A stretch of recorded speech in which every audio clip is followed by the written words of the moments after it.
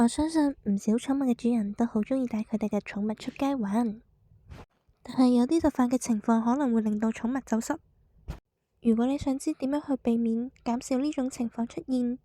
接下嚟我就必須為你介紹呢樣產品。呢個係一個智能嘅牽引繩，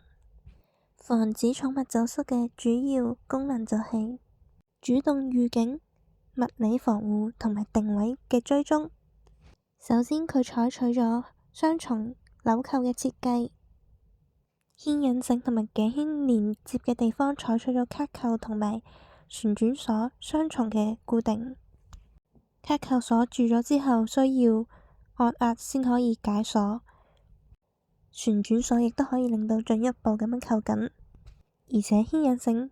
主體內置採用咗高彈性嘅纖維，可以有效咁樣緩衝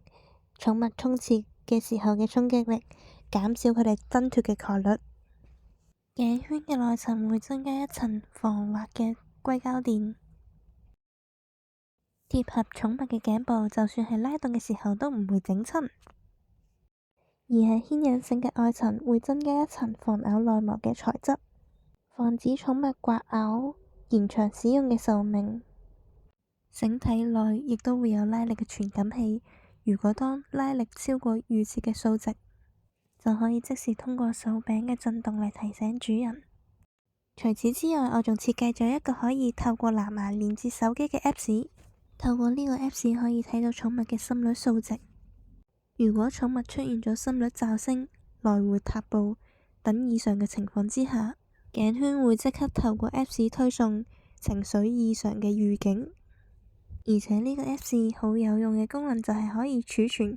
寵物嘅身份信息，就算係走失之後都可以生成一個尋寵嘅啟示，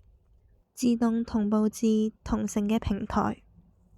同時頸圈亦都有 GPS 嘅功能，主人可以透過手機 Apps 實時咁樣睇到寵物嘅位置，方便主人去追蹤。主人可以喺 Apps 入邊自由咁樣設置安全距離。如果寵物唔小心超出咗設定嘅距離嘅時候，手柄就會即刻發出高分貝嘅鳴聲同埋閃爍嘅強光，提醒主人。相信有咗呢個智能牽引繩加頸圈嘅組合之後，可以令到寵物主人更安心咁樣攜帶寵物出行，大大減少咗寵物走失嘅概率。